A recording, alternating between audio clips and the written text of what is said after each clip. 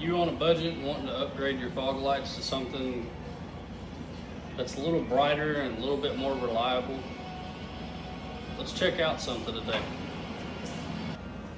So today we got this 7-inch amber LED fog light.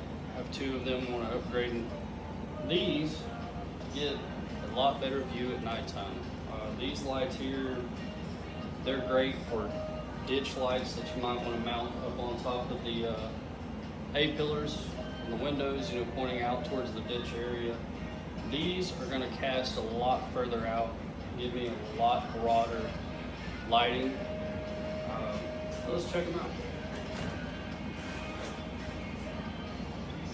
They have a very good aluminum body. The front cap is aluminum, the back is aluminum. It has very good cooling ribs on it. I do know that these have a rubber O-ring that goes all the way around where the two pieces are met together. Has adjustable up and down on your your desired spot you want to put it. So yeah, let's get these off and we'll start mounting these up, get them wired up, and see how they do. All right, so I got both of these lights mounted, bolted through, washer on the bottom, lock nut. They're very secure. I really like these adjustable brackets that you can get your up and down. You can move them side to side if need be. Just loosen your bolts a little bit, move them over, lock them back down, ready to go. It does come with an Allen wrench. I'm gonna put mine in my glove box just in case I need to adjust these when I get out of the truck.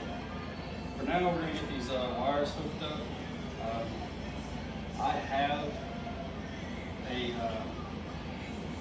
fuse panel underneath the hood. I will show you here shortly on how it makes wiring so much better whenever you're hooking up to a switch system.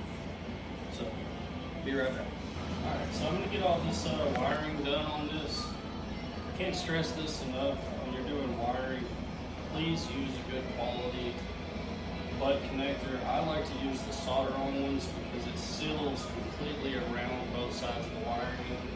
Keeps moisture and mud and whatever else you run into. Just makes stuff a lot simpler. You just slide both ends in, heat it up with a lighter. Make sure that you hold this at a level position so that the solder lays evenly in there. Allow it to cool, don't pull on the ends, let it get cool, then test it. But let me finish this up and I'll get right back. Alright, so we got both these lights hooked up, wired up, they're ready to go. I've already tested them to make sure that my wiring was correct. Very simple install, nothing crazy. I do want to show y'all the aux beam system that I'm running. It's a switch panel. I think I have the 8-gang switch system. It makes wiring up accessory lighting very simple. You don't have 100 wires going through the dash trying to hook up different switches for everything. Everything's located on one panel. You have one wire running into the cab of the Jeep to the system, and you have 8 different switches that you can customize to however you want. But let me show you the actual fuse system that they have and how the wiring works. Alright guys, excuse these wires right here. This is the new wires that I just ran for the 2 fog lights up front.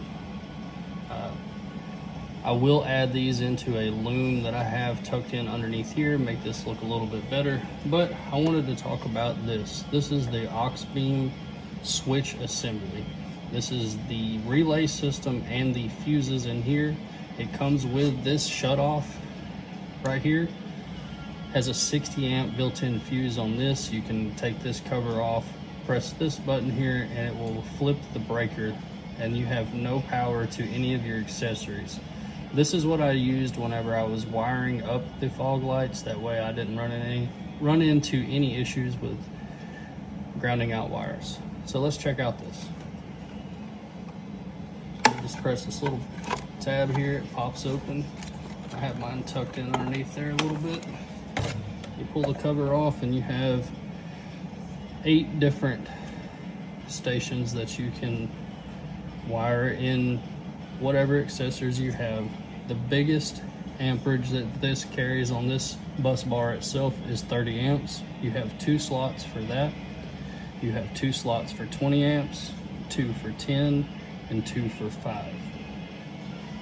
You also have extra, you have your fuse system here. The relay system is built into the board of this. Very simple setup.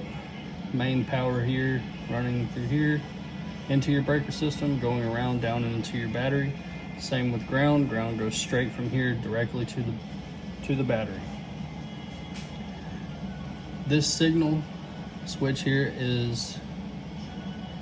goes into your fuse block. This is what sends a power signal to the switch panel inside the Jeep.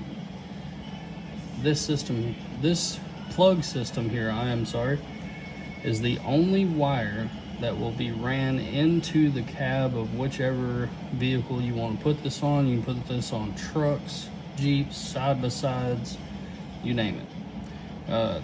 It is very easy. You just fish the wire. I have mine running through my main wiring harness loom.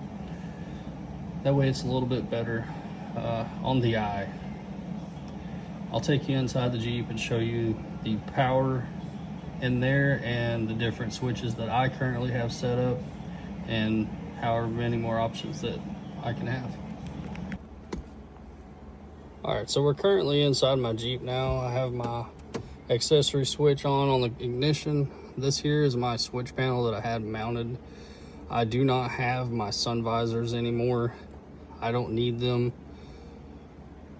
But I mounted this whole thing onto my sun visor mounting bracket. It's very sturdy. It's not going anywhere. It does have a sensor built in right here. Sorry about the lighting. That it detects daytime, nighttime. It will adjust. But currently, this is the fog lights that we just installed. That's where they're at. I do have rock lights right now. I don't have any accessories on these at the moment. And I will be putting the black covers that come with this. That way at nighttime these aren't so bright. These are very bright at nighttime without any kind of covering on them. You can see the difference in between the fog light and one that's not covered. But this system is great and I highly recommend this. Alright guys, you can see that these lights are working.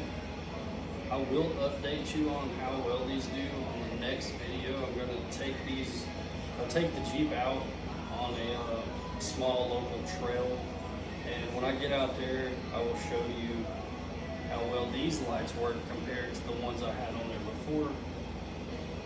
And once again, thank y'all for watching and see you next time.